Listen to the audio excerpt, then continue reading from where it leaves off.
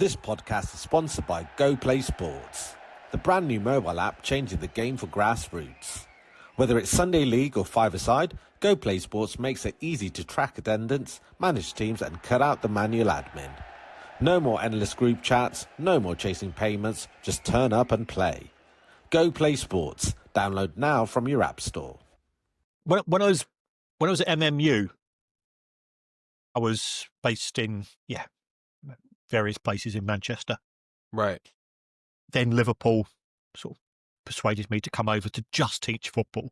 Yeah. Which was quite an attractive proposition. Yeah. And then 6 years ago, I managed to persuade my wife that if she wants to see more of me at weekends, even though I've got a season ticket at Brighton, why don't we move down to Brighton and she'll see me after the match? Oh, wow, okay. So I thought you were still based up in Manchester, but you're actually... No, I've been at Liverpool now for 12 or 13 years, and I've got an apartment in Liverpool, and I've got a house in Brighton, or near Brighton. Okay, because I'm sure on the last pod you said you lived in Manchester for, was it 40 years? 40 years, yeah. Yeah. 1980 to 29, just the end of 2019, yeah. Right, okay. Love Manchester. Yeah. More than Liverpool?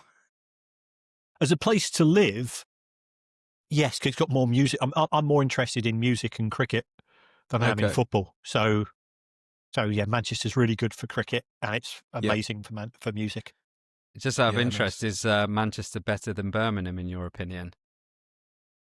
For music, everything. Like if you wanted to live in a city, which one would you rather live in?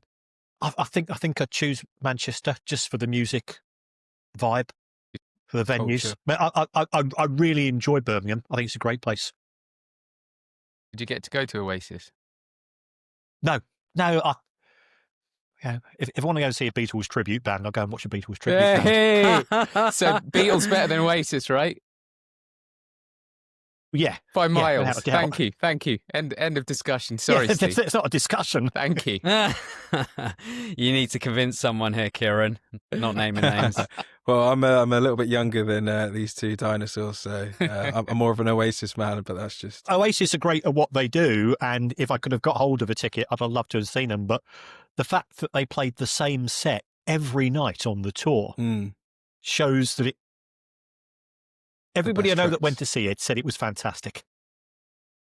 But you do feel it sort of lacks a bit of spontaneity if they're doing that. And that was part of the contractual arrangement between the two brothers.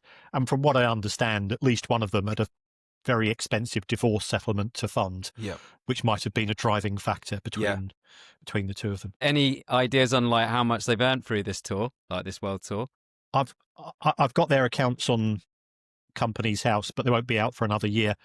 The deal with Adidas, the deal with Paul Smith, the deal with City, Land Rover was another one, right? Yeah. In terms of how to knock it out of the park, from a marketing point of view, you've got to give them a huge amount of credit. Yeah, I mean, just touching on your podcast, Kieran, it is a brilliant podcast, and I believe you're doing a live show at the Amex. Is that right? Next month. That's right. I'll get on my little soapbox here. You're young men. I'm an old man. Suicide is the biggest killer of men under the age of 55. It's the biggest killer of women under the age of 35. I know people that have killed themselves. I know of people that have tried to kill themselves. We don't talk about it. When you meet somebody who has killed themselves, you don't know what to say to them. And how can we address this? How can we try to turn the dial down a little bit? It is through talking. So, props to the Premier League. They have partnered with Samaritans this year, and they are making suicide awareness, especially amongst men. It's a huge issue because we are messed up, and we all know we're messed up, and there's nobody we can tell that we're messed up. So Samaritans is perhaps that one place that could be that final conversation you ever have. And if it is, you'll be treated with respect and dignity and so on, and care and compassion. But that conversation might stop you from doing something. And We're delighted that Brighton have signed up for the suicide awareness campaign, and they've given us one of the big suites at the Amex to do this show. So every penny generated goes to Samaritans. Glenn Murray, I do the show with Kevin Day, who's a Crystal Palace fan. He's a writer, he's a comedian, going back a long way. So Glenn Murray was the guy that scored the goals which got Crystal Palace promoted in 2013. He then ended up at Brighton and he scored the goals which got Brighton promoted in 2017. So he's a hero and a legend to both sets of fans, and we're really glad that he's come along to give us additional support. So thanks for giving me the opportunity to plug it. No, that's amazing. Yeah, I saw it, and I think we've all been touched by friends or friends of friends with suicide, and I think speaking about it does need to happen. So I think tickets, is it through your LinkedIn, for your X page? Yeah, if you go to Eventbrite, Brighton Price of Football Live, it's £16.50 because it costs Brighton Samaritans £165 a day. So we sell 10 tickets, we've covered the cost for a day. We sell 100 tickets, we've covered the price for covering the place for 10 days and so on. That's what we've tried to do it as. Nice, that's amazing.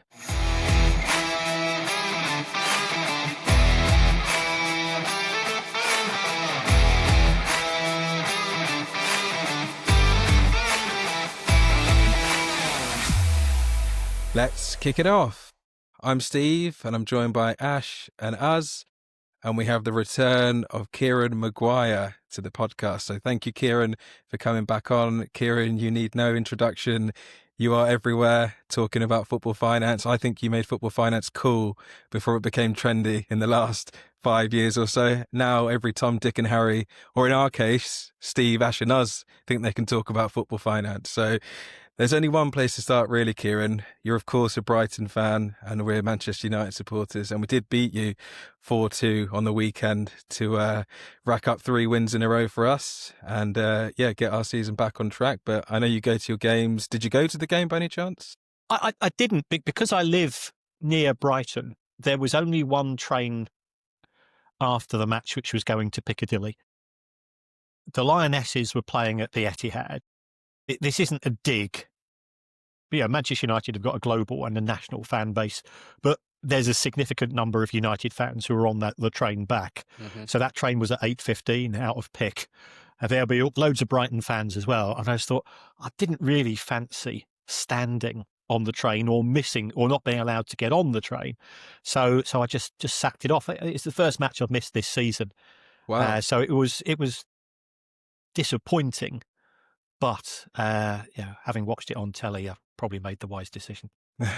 Well, it's a good point, actually. I'm sure we'll touch on it about scheduling fixtures and how inconvenient they are for the match-going fans. But in terms of the actual game, what did you make of it? Did you think you were going to beat us going into it? You've got an amazing record against us, right, over the last few years. That's right. I mean, Brighton have won 7 out of the last 8, which is ridiculous for a small provincial club such as ourselves. Having said that, we've kept 1 clean sheet in 12 months. So, we would have to have scored to have got anything.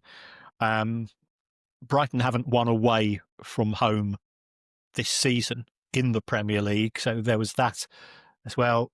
I wasn't feeling confident. I think I went on another podcast, or another Manchester United podcast just after the teams had been announced, and said I thought United would win by 2 goals, and that proved to be the case. I think it was a comfortable win for Manchester United, not helped by the fact that of the 4 Manchester United goals, I think 3 of them were assists from Brighton. Such was the inept ability to keep control. But fair play to United. They played the press well. They identified what Brighton were going to try to do in terms of playing it out from the back, and they got the nudges and the tackles in. And no complaints. And I didn't think United were particularly good, but then they didn't have to be. And ultimately, you can only beat what's in front of you, and what was in front of them wasn't a particularly good side. Just as the previous week, the win at Anfield, it was a poor performance, but you still had to score the 2 goals, and they scored the 2 goals. Yeah, it's interesting because if you look at the stats of the game, I think Brighton had just more possession than United, and also if you look at the famous XG stat, I think it was pretty even. So what's interesting with United is when we were losing games at the start of the season, the Ruben In crew were banging on about the underlying data, saying, "Oh, if you look at XG, we should be way higher up the table." The last two games against Brighton and Liverpool, the XG is much lower. And if you look at the games, you could argue we got a bit lucky. So what would you say in terms of the performance of United? Do you think we played well? Yeah, good finishing, right? You can talk about XG, but if you look at the Cunha goal, really, really nice finish. Mbumo, really nice finish. It's what happens when you spend 60 odd million on a couple of decent forwards who can hit the ball in the back of the net pretty well. And it's good to see them sort of finally, sort of clicking a bit. It's taken a bit of time to settle in. And obviously with Brighton, obviously having to sell their best players often, right? So recycling of talent. And their main man's Danny Welbeck's one of our rejects. So that's the difference, right, between the two teams. We have got Sesko up front as well, who played pretty well. So it's good to see the money spent by Sir Jim, paying some dividends finally. We'll come on to that because Az is a staunch INEOS supporter. So He's on the payroll, Kieran. Yeah, Look at his face. I would characterise myself more as anyone but the Glazers, and I'm happy that someone else is in charge of the club. Thank God. But, Even if his name's Jim Glazer. We can discuss that. Well, hold fire, guys. We'll get onto that. I just want to hear from Ash in terms of the game, and also what did you make of our old potential new friend Baleba, who we were looking at in the summer? I think he got a bit overrun, didn't he? Yeah, I'm not sure if Brighton could ask for 100+ million next summer. So we'll have to see. But yeah, he's been off the boil ever since the rumours started. Their managers talked about it a bit. But yeah, it was a decent performance. I mean, I have to say, Brighton started the game really well, kept the ball really well, some good passing moves. And I was thinking, like, in preparation, like when Kieran's on, it's like you got to be happy with the football, like in terms of the style, like to think where you were like years ago when I was a kid, the Goldstone and everything like that, to where you are today. It's phenomenal. But yeah, in terms of Manchester United, yeah, great to get the third win in a row. It's taken, I think, 18 months to do so. Ironically, Eric Ten Hag's sacking is 1 year tomorrow. So yeah, anniversaries all over the place. And I did hear actually before the game, had Brighton won, it would have been the first team to have won 4 games at Old Trafford in 50 years. Yeah, it just shows you like how dominant Brighton have been in this fixture over the last few years. Yeah, good performance in terms of the finishing. And I think, to your point, Steve, in terms of the XG, one of the things that I've noticed, obviously, is we've gone longer and we're winning the second balls. Do you know what? It's working for Ruben, so he's got to take it. So instead of playing out from the back and I guess like having the pressure put on us, which would have suited Brighton, like you take it and roll on, and hopefully 3 more points against Sean Dyche's lot now, right? Nottingham Forest next week. It is, yeah. I'm just interested, before we talk off the pitch stuff, Kieran, just keeping it on the pitch for a moment more. If we'd have done this podcast 2 or 3 weeks earlier, it would have been a very different tone with the way we're speaking about United and the manager, right? So just as a neutral football fan, what do you make of Ruben at United? I don't think he's been as terrible as people have made him out to be when he was getting all the pelters. And I don't think he's the next second coming of Sir Alex Ferguson because you've won 3 matches in a row. Are you saying it's not one extreme or the other, Kieran? I know this is the problem with being a boring academic. You tend to sort of look at long-term data, and just referring back to Manchester United's start to the season. Whereas I think one of you already said, well, perhaps they were a wee bit fortunate with certainly the result against Liverpool. I don't think it was. I thought that Manchester United deservedly won on Sunday, despite what XG said. I mean, I appreciate that the shots were from outside the box, 2 or 3 of them, but they were very well taken.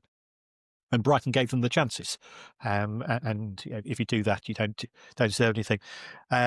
Earlier in this season, they weren't playing badly, but that they weren't getting results. The trouble is, you have to accept as Manchester United fans or Manchester United staff that you are being viewed through a telescope in terms of the amount of attention, because it works for Sky, it works for the printed media, it works for TalkSport, and it goes with the territory. I do a podcast on football finance where I cover every club from the likes of Manchester United and Real Madrid at one end of the scale to clubs in, I've just been talking about Hamilton Academicals today and a points deduction. And I know that if I put Hamilton Academicals on the show notes before I put it out, that's going to gain no attraction.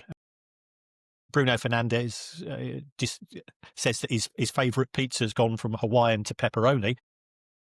I've got 20,000 views. I don't think he likes Hawaiian, Bruno. He's got better taste than that. Kieran, just a quick question before we jump into the boardroom. If Manchester United were successful, is that better for you in terms of like the interview requests, or is it better the way it is? I think in terms of the audience for the show that I do, we've now established ourselves as being very independent and sort of a bit chippy about it as well. So today I did a 50-minute show. Well, half of the show was about Sheffield Wednesday. Then it was Hamilton Academicals. And if there was a big story about Manchester United, such as arose during the takeover, would we get more listeners? Yes, we would, but we'd lose them after one episode because it's not a club-focused show.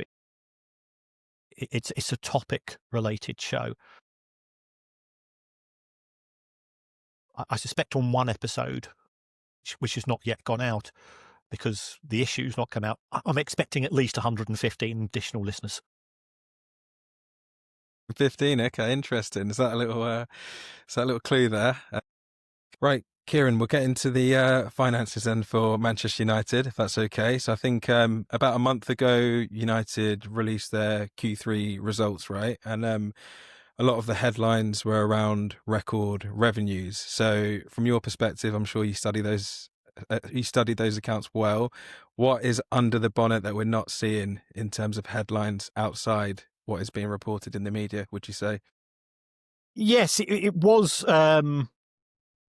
It was a strange announcement because all of the focus was on the revenues of Manchester United, and ironically, and I would sort of pick up on this type of nonsense. The club called the Red Devils had revenue of £666 million, which was the number of the beast. So I got slightly giddy about that as a nerd. But we have this rather glib saying in the world of finance: revenue is vanity, profit is sanity, because you can bring in all of the money that you can, but if you can't control your costs, you're just wasting your time. So I think as far as Manchester United were concerned, the revenue bit was okay, but it was up less than 1% than the previous year. Was the point around though, like, not being in Europe and still having record? Is that's what the club were trying to sell? It felt like that was. And is that a good or a bad thing? Manchester United's ticket revenue has gone up by £50 million over the course of the last 3 years, and the club are saying that's really good. And I'm going, well, if I was a Manchester United fan, that means I'm paying a lot more money for my ticket. So, I'm funding this directly. And as Manchester United fans and as people who attend the matches on a more regular basis than myself, and I'm protected as an away fan because I pay £30 a ticket. Yeah. So I'm not seeing that particular impact. Under the new owners, they have been able to sell the story of, we're going to squeeze you folks an awful lot for more money for tickets in a way that I think the Glazers would have struggled to do so, because there was goodwill following the takeover. And this is where I think I might be falling out, because I think that Ratcliffe is a Glazer enabler, because it means all of the heat has been taken away from them. And because he is portraying himself as, as a Manchester lad for going back to my youth, I go, well, hold on, mate, you're a Chelsea season ticket holder and you tried to buy Chelsea in 2021. Don't give me that nonsense. Don't try to. I think he's trying to mug people off. So I'm don't like INEOS for a variety of reasons, which I suspect we'll come to over the course of the chat together. So yeah, it's very good from a financial point of view that they're extracting a lot more money from fans for each ticket. And we saw last season, the 66 quid for kids' tickets. We've seen this season ticket holders being squeezed out of where they sit, because the club wants to sell that particular seat as an experience, because you can now see Ruben Amorim playing Angry Birds on his iPad through the dugout, and it's worth it. Trying to work out, if you are losing at home, when do I bring Harry on? That discussion he has. When am I going to send him up front? All of the key stuff, which people will be prepared to pay a premium for, and so on. So the club is good at extracting more money from fans. If it continues to increase prices, it will continue to sell out, because it's Manchester United. It's the benefit of being a global brand. It's the benefit of being such an important part of people's lives as far as fans are concerned. They'll moan about it, they'll grumble about it, they'll go onto social media and complain, and then they'll buy a ticket for the next match. Yeah, can I actually just give some context around those prices? Because I've actually been looking at the prices over the last couple of days, because we had some friends looking for tickets to the Brighton game on the weekend, and I actually just went on the website to have a look what's available. And the tickets now versus 12 to 18 months ago. So behind the goal previously, you're not paying more than 40 quid. Those tickets are now 65 quid for members. And then on the long side of the pitch, previously you weren't paying more than 60 quid. You're now paying 80 quid. So it's quite a big percentage increase. And not only that, Ash, our cousin, is up in Manchester on Wednesday, Thursday, and they were asking me what to do in Manchester. So I said, you can go and visit the Science Museum, you can visit Manchester Museum, but obviously you should visit Old Trafford, right? And he was like, is it free entry? I was like, no, let me check it out, because we're season ticket holders, Kieran, us three, so we get, slightly discounted entry fees. And I was looking at the stadium tour price, 40 quid for the stadium tour. It's gone up. Yeah. That's as much as a ticket would have been to a match, 18 months ago. So just to add some context in terms of those prices. So, I'm going to let you chime in here regarding INEOS. So, Kieran's mentioned there about INEOS squeezing the fans. What would you say to that? Would you agree with that? Yeah, I don't disagree, but I think that's a general problem in football. So I think if you look at ticket prices overall, United's fairly average. Like, we're one of the biggest names, one of the biggest draws. Kieran, you mentioned talking about Hamilton Academicals. You probably need to pay 25 quid to see one of those games, right? So it's relative. And I always chat with you, Steve. You're in Manchester. I'm like, I was looking up tickets for this Drake concert. They're like £200, and that's sold out. And then we're talking about Oasis. That's 250 quid. That's sold out. So clearly, people do have money, have some disposable income, and want to enjoy their lives. I do think there should be some regulation around it generally, but the one of the reasons our revenue was high from ticket price, we had a lot of home games and cup home games, Europa League, EFL Cup. That's going to drop off. So you're going to see that drop off a lot. The season ticket prices, I think, will potentially be going up, but they were kept flat for 10 years, right? So there is some room. By the Glazers. By the Glazers, yeah. They had a big rise at the beginning, and then they kept them flat for a while. So there is some room. But I generally feel, Kieran, you mentioned the away ticket, £30. I think if you had a Premier League wide thing where you said 50% of the stadium, regular loyal fans had to pay 30 quid, home or away, that would be good. And then this idea of the corporates, I have no issue with that. So my firm, for example, has season tickets with Arsenal. Well, I think we pay like £1,400 and you get some crappy food or whatever. It's a beautiful view. But it's, there's businesses out there who are willing to spend for the premium seating. And I think it's an experience. You can make money through that. I think, other clubs do it. Real Madrid with the new stadium, Barcelona, etc. So we do need to make that revenue, but as long as they protect the core fans, which Jim has said he would in interviews. Has he? If he's kicked out fans from seats who've been there No, for but they're 50, in 60 years. No, but they're still in Old Trafford. We need to. The thing is, But they've been kicked out of their seats. yeah, but they're in seats they shouldn't be in. Well, those should be corporate seats. We should be making money. We need to make money from businesses as well for the sustainability of the club. Here's the thing. It's like he's on the payroll. No, here's my issue is that there's a disagreement, right? Kieran, different people have different philosophies. Some of our fan base want Middle Eastern owners. I have ethical issues with Middle Eastern money, while for me a chemicals company, that makes plastic is not a big deal. I'd rather our club is sustainable, that we are, as supporters, can make that sustainable. If we like Man United, I've got this top on and I want to go to the game, I put my money in, it goes into the club. I don't want to take money from Middle Eastern states with their own ethical problems to win football matches. So I think it's just, there's no right answer is what I'm saying. And, you can say, for me, the Glazers, they haven't put a single penny into Manchester United ever. They came in, they put 200 odd to buy the shares. The rest of the club they bought through debt. They've been taking out dividends year on year. They never invested in the training ground, in the stadium, in all their time. They paid themselves huge fees. They even paid the likes of Fergie $5 million to watch football matches. Right, so our money's been. And he got nothing for Manchester United. That Fergie bloke. But the thing is, he was paid when he was a manager. What's he doing now? He just watches games. Why should he get $5 million of our money? It makes no sense to me as an ambassador. It's like a pension, basically, just to sit around. And everyone defends him because he's a god, right? But it's the same. This country reveres these old guys. But at the end of the day, he was well remunerated his time as manager, and we as working class people don't need to keep funding his pension. Right, so he's rich enough as it is. So him getting rid of that is good.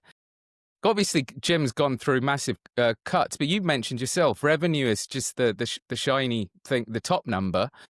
We were hemorrhaging money, so he's gone too far with the cut. But they've also hired a lot of good people that have come in, new people, fresh ideas. Fired some as well. Dan Ashworth. Yeah, made some clear mistakes, but I think the mistakes. The big contracts that the Glazers signed up to is going to take time to roll off. They're slowly working through it. We'll see. There's no perfect ownership in my opinion. I'd like fan ownership. I'd like the club to, for us as supporters. But then even then, us supporters, you just listen to what we want. We're all crazy as well. We make stupid decisions. Steve wanted to spend 100 million on Gyökeres in the summer, and he can't hit a barn door at the moment for Arsenal. Harry Kane 2 years ago as well. Yeah. We'll let that one slide. Ash, I want to come to you because on the last podcast where Kieran joined us, Kieran talked about, I think, 3 pillars that you kind of measure up a club's ability to succeed. One of them is around senior management decision making. One of them is around opportunity, and the third one is Resources. Capital resources, right? Yep. So I think we were quite big on the last episode, which I think was in January, and around that time it was not long after Dan Ashworth had left. So 6 months down the line, Uz has touched on it there. I think he's trying to promote the fact that the summer window's been good and the decision making's improving. Ash, are you buying it? Well, we would have gone bust, right, in about 2 months' time without all these cuts. So, no. For the record, Kieran, when it was Qatar versus INEOS, I did go INEOS because, to some of Az's points, I didn't want, a state, either owning the club or investing, and also just through kind of my own experiences of following Formula One, I knew a little bit about Jim.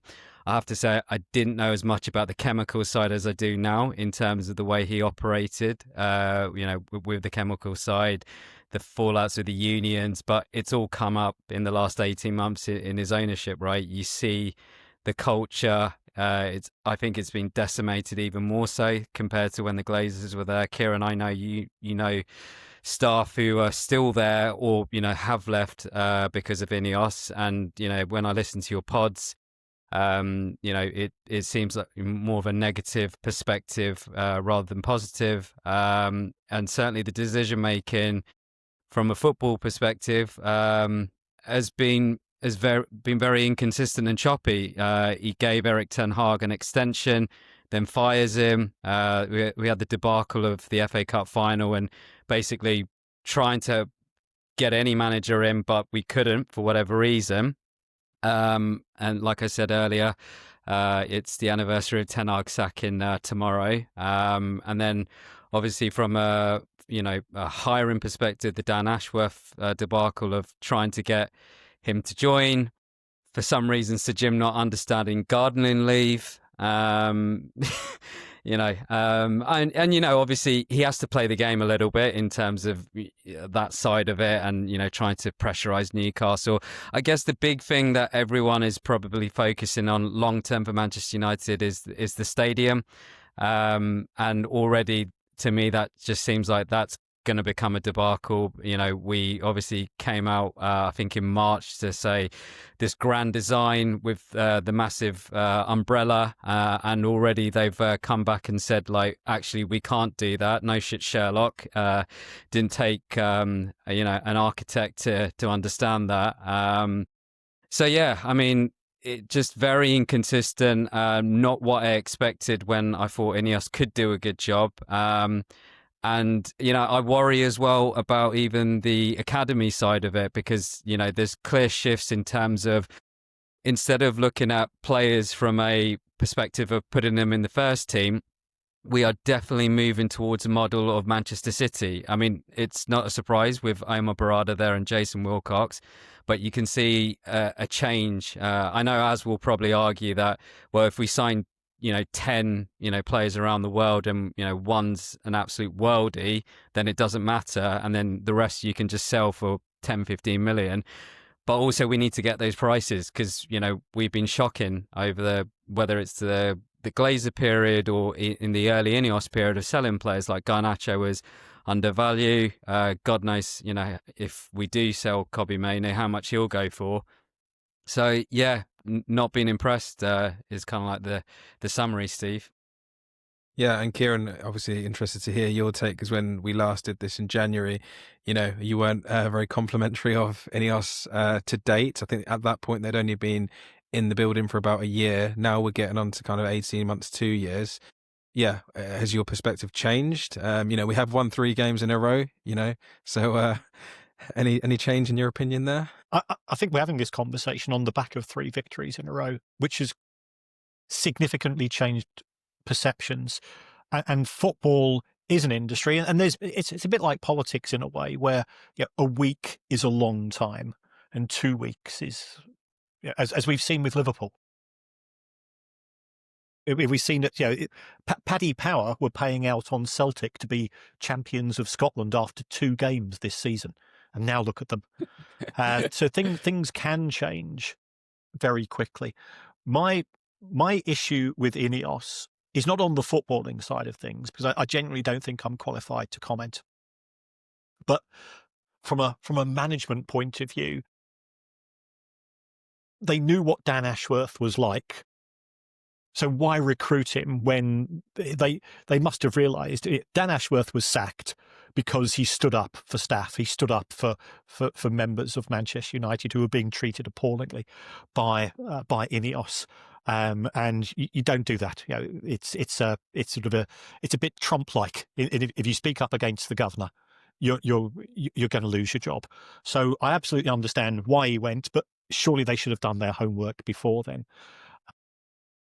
The comments that I've had, we've done some live shows. We've had people who have been formerly working at Manchester United, and they're potentially going to have a grudge. I get that. But one guy came up to us after we'd done a gig in London. He was working for Manchester United in the London office. He was told he had to relocate to Manchester and they were going to give him 3 weeks. And he said, not unreasonably, any chance of giving me a longer period of time, because I've got a house here, I've got 2 kids who are at school here, and I don't think it's reasonable. And the reply was, well, if you do that, you're deemed to have tendered your own resignation. And it's that part of the culture that I resent. paring down the staff. You can get rid of staff through natural wastage, because 10% of your staff leave every year anyway. If they really thought. But when I talk to people at the club now, they're saying they brought people in as consultants and they're paying them more than the people that they were made released. I know last season Jim Ratcliffe had this idea that that working from home was woke, and therefore you had to be in at Old Trafford every day of the week. And I'm going, well, okay, I'm not. The data doesn't bear that out, but okay, if it's a decision that's what you want to do, then fine. But the problem is it didn't work because of the changes at Carrington. The people who were working at Carrington had to work at Old Trafford. And because Manchester United were having a successful, and people forget this, last season was a success as far as European football was concerned. They made the final. And if they'd won that final, let's face it, was possibly the worst. And I've seen some stinking finals, but yeah. And this was, I don't have a dog in the fight between Manchester United and Spurs. I didn't really care who won it from a football, but boy, was that a poor game of football. Kieran, we were there. Oh, good. Well, funnily enough, that was it the Wednesday or the Thursday? Wednesday. Yeah, that was it. That was the Wednesday after the FA Cup final. Yes. Yeah. And the previous Saturday, Crystal Palace had won the FA Cup. I've now sort of built up a network of people that I talk to in football who are very, very kind to me, and they give me their time. And I try to give them something back in terms of sort of analysis and so on. And I was very kindly phoned up by UEFA. And UEFA said to me on the Sunday, Kieran, you must be gutted.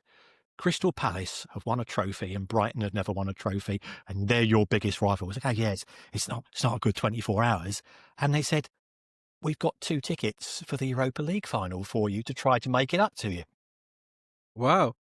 And I then sort of course I went on to Skyscanner, and when I found out the cost of accommodation and flights, I said, that's very, very kind of you. You need to find somebody else, because I couldn't afford the divorce, let alone the tickets that would provoke the divorce. Well, not the tickets, the flight costs and hotel costs, I'd have taken it up.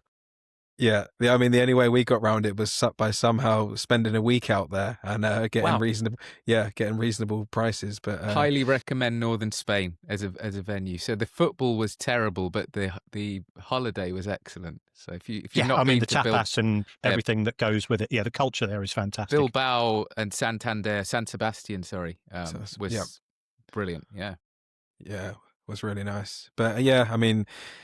Yeah, just touching on that Bilbao game, that would have papered over a lot of cracks, I think, if we'd have won that game. Been in the Champions League, guaranteed £100 million. Yeah. Everybody's got a smile on their face. Yeah. And it's small margins, because Manchester United didn't deserve to lose that match. No more than Spurs, and Spurs didn't deserve to win it or lose it. It was just a god-awful game of football. It was a classic toss of a coin. Even the goal was one of the worst goals I think I can ever remember seeing.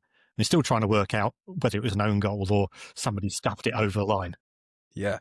Can we, just before we kind of move on and talk about some certain Middle Eastern rumours that surfaced a few weeks ago, can we just talk in terms of so following that final, the deflation from us guys, even us 3 here, us managed to source some kebab shop, which was 4 out of 5 on Google after the game. So we're sitting in this kebab shop, the mood is on the floor, and we've had some bad ones over the last 10 years. But just sitting there thinking, we've missed out on this revenue.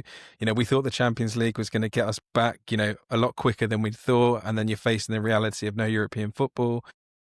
And then you're kind of thinking about the summer in terms of the transfer window, how much can we spend, where there's a lot of players who want to get out, etc. And I think in the early part of the summer, the kind of budget that was touted for Manchester United was around the 100 million mark in terms of net spend. And I think once we'd signed Cunha and Mbeumo early in the summer, and then we suddenly signed Šeško out of nowhere, really, a lot of people were surprised that we were able to afford Šeško more so. So do you think the club have made certain bets in terms of where the club need to finish, say, this season, in terms of European positions? Do you think we've taken a slight risk there? What's your making of it? No, I think the club's probably been conservative. I think they've probably budgeted for your Europa League place. not anything more than that. At the same time, the sales of Greenwood and McTominay the previous year, because they were both academy players, pure profit.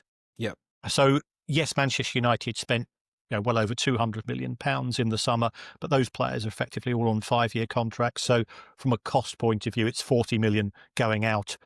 The sale of Garnacho brought in 40 million coming in, former academy player, pure profit. So I think they, whilst the deal went through late, I think the club was always confident shifting Rashford in terms of wages off, shifting Sancho in terms of wages. And I know that people say, well, hold on, they did the same the previous season, but they have done the right thing. So the bomb squad was well and truly bombed out of the club, and I think that they deserve some credit for doing so.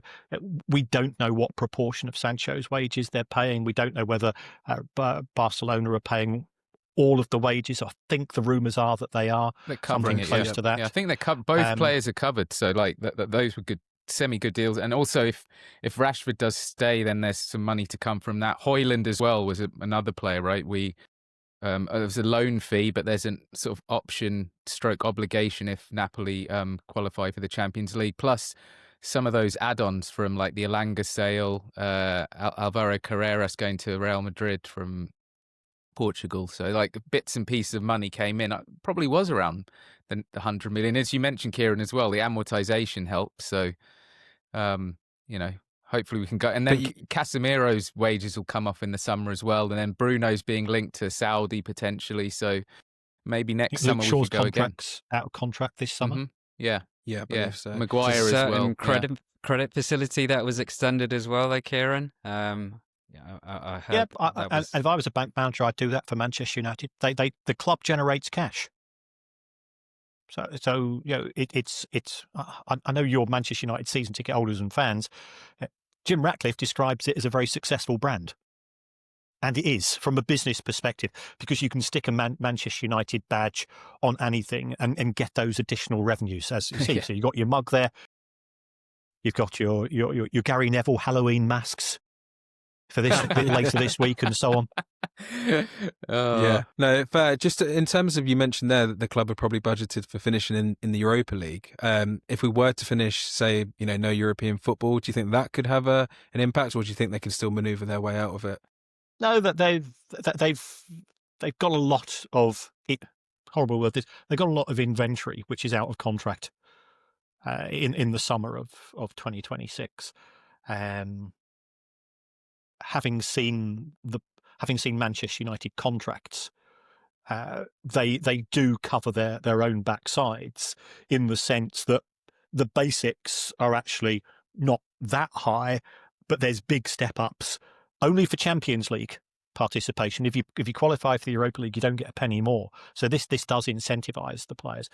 I still think that with the chances are that there's going to be 5 Champions League places next season. Arsenal are cert. I think City, although they've been a bit wobbly, but although if Haaland gets injured, everything changes. But I think City are pretty close to certs. Liverpool, as a Manchester United fan, 3 victories for you when Liverpool have 4 consecutive defeats. It can't get much better in October. It must be one of your best Octobers of all time. You look at that Liverpool squad and it still looks pretty tasty, although they should have reinforced the defense. We're talking football here. Defense looks a bit creaky, but it will do enough. So I think they'll take 3 of the Champions League places, and I think the other 2 are up for grabs. And you don't have the distraction of Europe. So you play a match at the weekend, and then the manager gets the players in on a Monday or Tuesday, and you start working on the drills for the following weekend.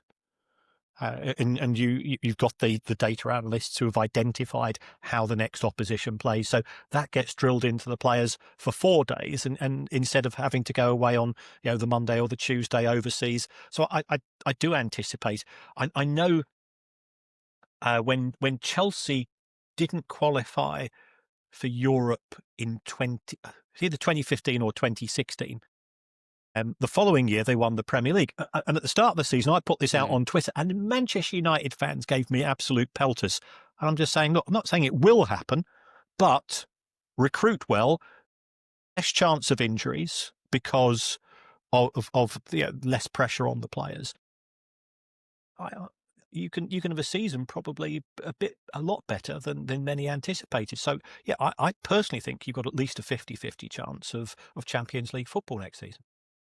So you think? Did you think the lack? I mean, we went into that Brighton game, I think, with just Lisandro Martinez out. So do you think the lack of injuries are more like less playing time and not actually Sir Jim suggesting these stretching exercises we've heard of in Carrington? Yeah, I think these clearly had an effect, in my opinion. Right? Yeah. Yeah. Yeah, I've said, I don't know. There's various places in Manchester where you can get massages, which perhaps Jim wouldn't appreciate either. So moving on swiftly, we'll touch on the Middle Eastern investment rumours that started a few weeks ago. I know you've spoken about it on other platforms, Kieran, but just to give you context, as mentioned, and Ash there, when we had this INEOS versus Qatar / Sheikh Jassim thing going on a few years back, I was of the opinion we should just take the money. Do I love everything the Middle East do? No. Do I want Manchester United winning? Yes. Az and Ash have no problem, going around London, dining in nice restaurants that have been funded with Middle Eastern investment. That's the way I look at it. So in terms of these rumours that initiated a few weeks back, I think it was Turki Al Sheikh that started them. He's the Saudi sports guy that's involved in boxing, etc. And he intimated that there was new investors for Manchester United. He came and said it's not his country. The rumour mill then started to say it's a consortium in the UAE. So, Kieran, first of all, tell us what you know. I'm sure you've got some inside track. And secondly, do you think it's viable, or is it just a smokescreen? Some people made an awful lot of money from that tweet. Share price, right? Share price went up, because I was tweeting the share price every day. And on the back of that, it probably went up by 15%. If you'd gone in significantly, you'd have come out with a decent profit, and I think it's dipped a wee bit since then. The issue there's two issues. First of all, Sheikh Jassim is a strange one, because this was a person. We all live in a digital world. As is we he know. A person? Kieran? Well, that's the issue, because prior to that bid, nobody had ever seen. There's only one photograph on the whole of Google of Sheikh Jassim. It's that one photograph that we've seen. It does seem very, very weird for somebody to have that level of privacy. So I was always slightly skeptical. The only thing which made me raise my eyebrows was that I was working down in London during sort of that summer, during that period, and I got a phone call from a fairly reputable source who said that they were on the Sheikh Jassim side of the deal. And it's somebody who I would, normally trust quite well. And they were telling me tidbits. And the reason why people tell me tidbits is because I'll then mention them on the podcast. 'Cause I'm a terrible gossip. But I've got a slight degree of, so I try to second check things. I'm not a journalist, but I try to second check things. So I thought that perhaps that did give a little bit of credibility to Sheikh Jassim. But since that bid, nobody's seen or heard of him. He's again come completely under the radar. So again, it does call into question the sort of the legitimacy of the existence of Sheikh Jassim. When it came to the rumours about the UAE, part of me was thinking, I'm not sure that Sheikh Mansour would be particularly pleased at somebody from his neck of the woods buying Manchester United when there's already UAE investment in Manchester City. That, for me, did not add up. And then from what happens in terms of, it's not multi-club ownership, but the Premier League's definition of connected parties is much broader than it used to be. What is going to be the reaction of UEFA to all of this? So it's a strange one. And then we would talk about, the drag-along rights that the Glazers could force Ratcliffe to sell at $32 a share. He'd be delighted if he gets, given where we are knocking around. So it was just all very odd, and there's nothing coming out of Wall Street, I can assure you, apart from everybody refers back to the tweet. And why would Turk al-Sheikh put out the tweet in the first place? That and he's sort of semi-backtracked since then, as well. I don't know. It just seems a very strange one, and I can absolutely understand from some people have got ethical objections to Middle Eastern investment. Manchester United have currently got American investment, and the behaviour of the American state, which is sort of randomly shooting people in boats in South America. People go, oh, that's fine. I think we should just clarify on that, Steve, because you're making the point on There's a difference between investment. Firstly, there's a difference between state ownership and individual. So the American state doesn't own Manchester United. I don't like the Glazers either as individuals or them, you're right.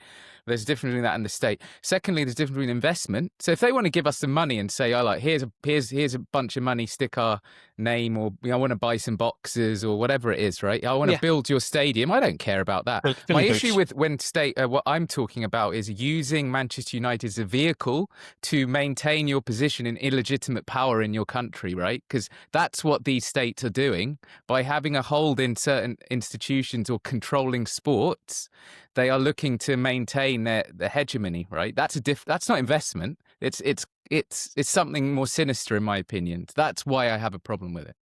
Just to be clear, different from a restaurant or Harrods that's owned by the Qataris or whatever, right? If that makes sense to you. I absolutely get where you're coming from, Az. What I would say is that I'm aware of many other countries in the world which have got fairly repulsive ownership. And what they do is that they do nothing, and we don't talk about them because they don't. If I was running a self-perpetuating dynasty and I was abusing my citizens, the one thing I wouldn't do is buy a football club, because nobody gives a damn about my country. I'm currently pillaging it for its natural resources. I've got a secret police force which keeps me in power. And if nobody knows about my country, because there's wars taking place in the world that we don't talk about, there's brutal regimes we don't talk about. Why? Because they're not connected to football. And therefore, I'm not being rude here, we don't really care that much. And doesn't reflect necessarily well or badly on us. It's the way of the world. So why create? I mentioned to you earlier, Manchester United is viewed through a telescope. Why bring that attention on yourself?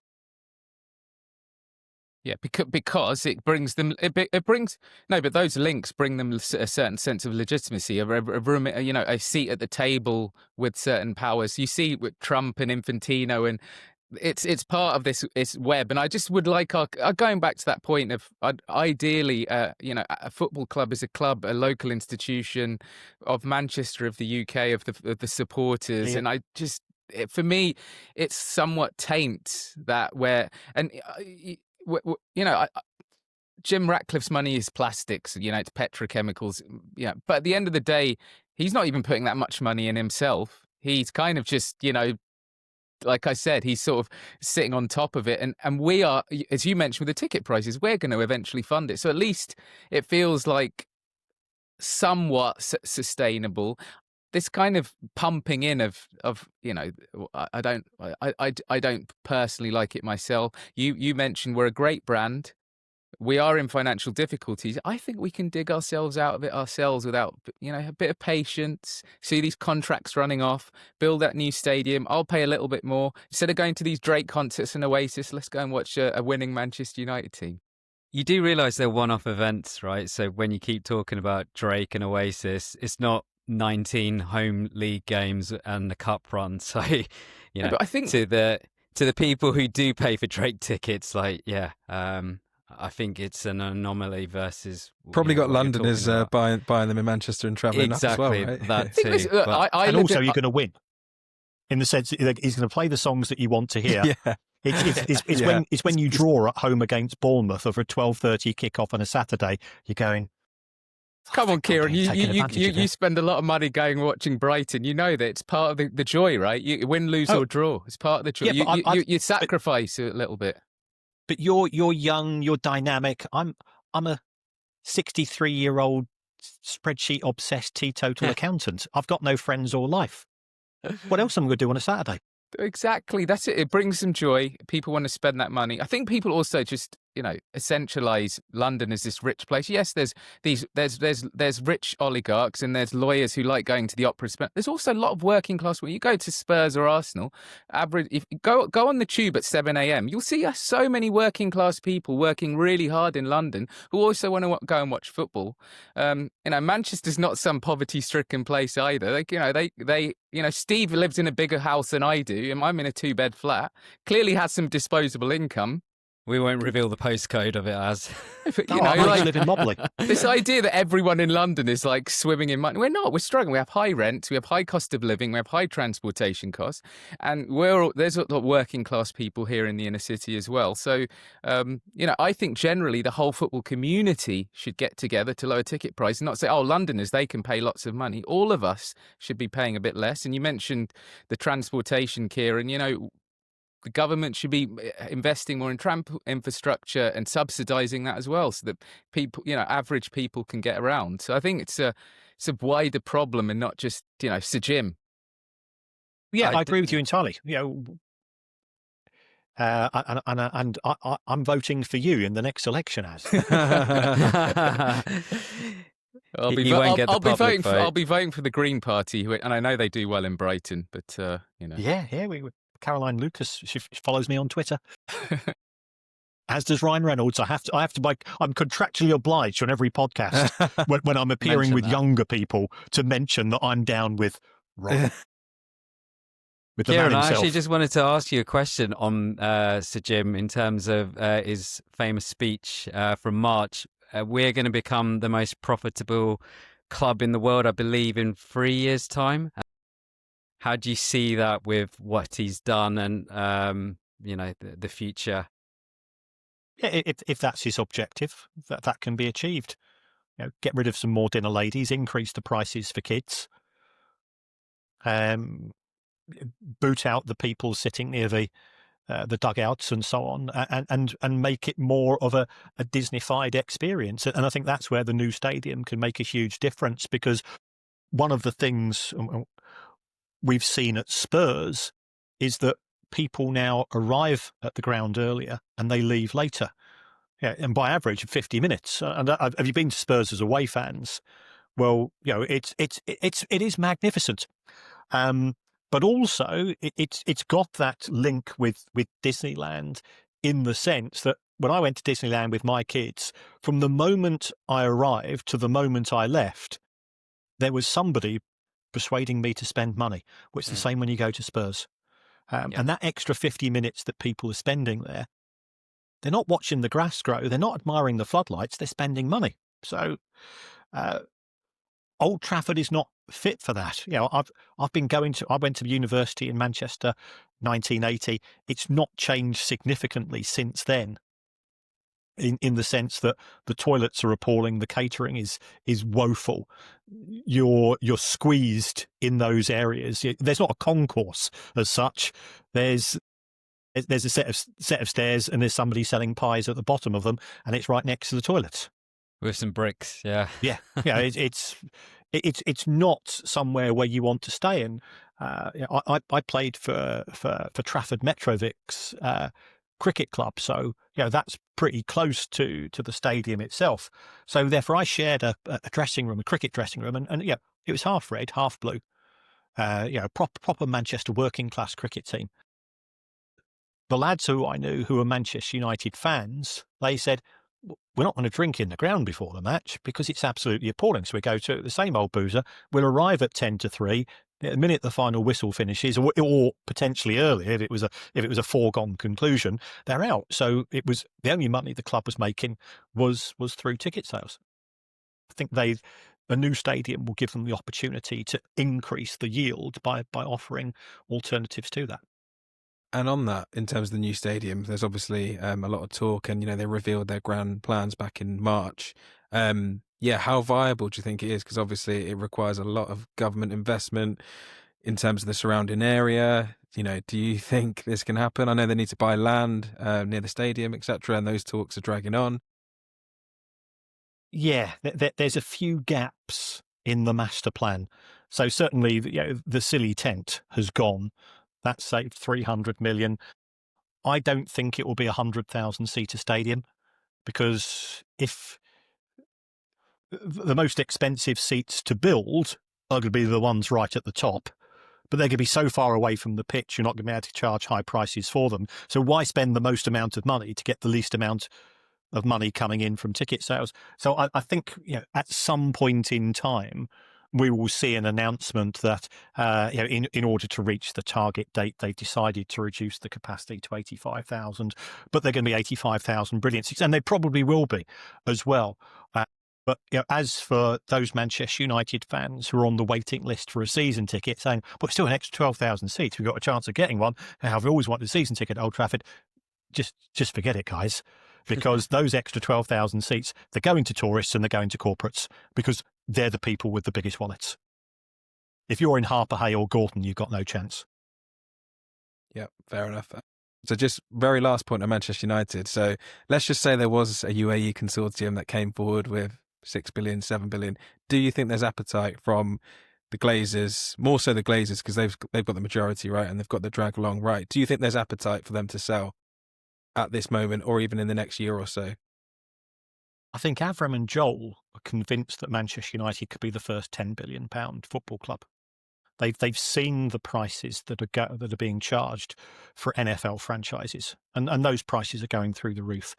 They believe that the further adoption of American-style marketing and broadcasting techniques, in an ideal world, they want to get rid of 2 halves and they want to replace it with 4 quarters, for example.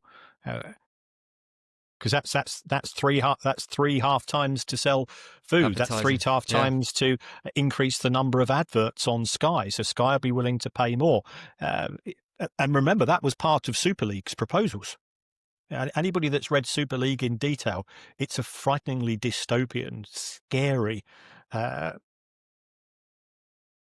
change of the game that we love, the game that we've been brought up on. But tomorrow morning I'm doing an interview with the BBC on Baller League. That's ridiculously popular. And you wouldn't catch me near it in a week of Sundays, but it's not targeted at my generation. I'm not being rude. Not necessarily targeted at your generation. It's for people who think influencers have real personalities and have something valid to say. Yeah, fair play. So unlikely, because I'm praying for the Glazers and INEOS to leave, but I think after these 3 wins, I'm going to be waiting even more years, it seems. Kieran, we had to ask this, so we've been arguing about it for about a year and a bit. Proof of funds, Sheikh Jassim. Could you just give us your opinion and what you know about that, what happened with that scenario? Well, according to, I think, the Rain Group, he never came up with a credible offer. Rain Group, again, quite a conservative organisation, that they wouldn't say that unless they had evidence to back it up. Couple of quick ones before you go. So La Liga, in terms of the international fixture, they got cancelled. I think between Barcelona and Villarreal was meant to be out in Miami. I think it's kind of a warning sign to the Premier League, because, there's been talk of this potentially happening in the Premier League. Do you see proposals like that coming forward in our country? I think they have to wait for somebody else to make that move. So there has been a backlash in Spain. There's been a backlash from Real Madrid most of all, but then, why have people not going to the Bernabeu? because it's a money-making machine, whereas Villarreal are a different kettle of fish. I think we're fairly safe for at least 6 or 7 years. If it does go overseas in La Liga, I can't see the Bundesliga clubs going for it because their fans won't allow it. So we saw how our fans stood together as one, regardless of whether you were United, City or Chelsea or Liverpool or whoever, with Super League came along. I think there will be a backlash and it will be very, very difficult to sell. Yeah, fair enough. I think me personally, I wouldn't like to see it. I think the part of the product is the fans in the stadium, etc. So probably the last one, salary caps. I think there's a Premier League meeting next month, is it? Yeah. Do you see them coming into play? And just very briefly, what's the benefit of bringing them in? Well, it's a weird one because even if you bring in the salary cap, you've got to combine it with UEFA's rules, which aren't based quite the same.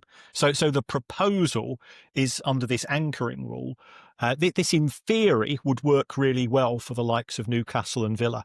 What you do is you take the money generated from the TV deal of the side finishing bottom of the Premier League and multiply it by 5. So 110 million, which is your bottom TV, multiply it by 5. Every club in the Premier League can spend 550 million on wages. So that, in theory, would allow Newcastle to compete with Manchester United and Liverpool and so on. But given that if you did that, you would fail the UEFA rules, it just seems a bit daft. I know the Union are opposed to it. If it was then applied in the EFL Championship, it would mean that every club that was relegated would have to sell practically the whole squad. So it doesn't make any sense whatsoever. And I personally would be surprised. Manchester United are opposed to it. Manchester City are opposed to it.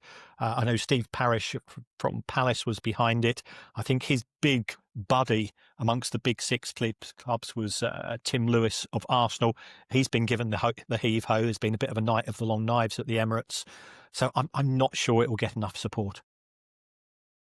Fair enough. Okay. And final question from us is, last time you told us about the potential of VR headsets and generating revenue abroad, but you think you said that's 5 to 10 years down the line, possibly. I guess general question, what's the next big financial flashpoint you see coming up? Well, I think we have covered it in terms of the battle between the Premier League and the PFA over wage caps. I think what we will also see is a continued squeeze and decrease in the number of season ticket holders and replacing, especially if 2 people leave, they're not going to go to new season ticket holders. So we're going to see, and this won't be at all clubs, it will be at the big brands who can replace season ticket holders with fans who are coming on a day ticket, for membership fans. There will be a continual drive for that, and clubs will be coming up with more and more schemes to try to squeeze the legacy fan out of the game. Well, actually, on that one question on the sort of potential, I saw that Ligue 1, they couldn't get a TV deal, so they set up their own one. I don't know how all that's gone. What did you think of? Terribly. It's been an absolute disaster. Yeah, so you don't think the Premier League would think of taking it away from Sky? Do you think Sky is protected basically for the long term? Sky's been really good for the Premier League, and the Premier League's been brilliant for Sky. So there is that sort of symbiotic relationship. I think the Premier League might try selling some matches to itself and to broadcast them to work out what works and what doesn't. But I don't think it's going to try to squeeze out Sky. Sky's business model would collapse if you take away the Premier League, because we wouldn't pay £35 a month for Sky Sports. So it's a case of wait and see. Yeah, there has been some talk about it, right? In terms of the Premier League doing their own, like, more production and like researching it in behind. But yeah, I would agree with you, Kieran. You're talking probably a decade plus before that could actually happen. Yeah, I think Sky will certainly be in the 2029 TV round, which will take, that's another 4 years, takes us to 2033. Will the Premier League clubs, let's face it, with some of the regimes around in this world, if I'm still alive in 2033, I'll probably be counting my blessings. Yeah, it's just amazing. Like when I was younger in the initial deals, they were always talking about pay-per-view, and it's just never happened. And it's amazing that it's never happened. But good job. Yeah, Sky have done a really good job, and they're televising more matches this season than ever. We still have the 3:00 blackout in the UK, and have to find ways around that to see some games. Go and watch non-league. Go and watch a match, National League. You'll have a great time. Thank you, Kieran, so much for your time. We Cheers, really guys. It's great to meet appreciate up again. All the best. Enjoy the rest of the season.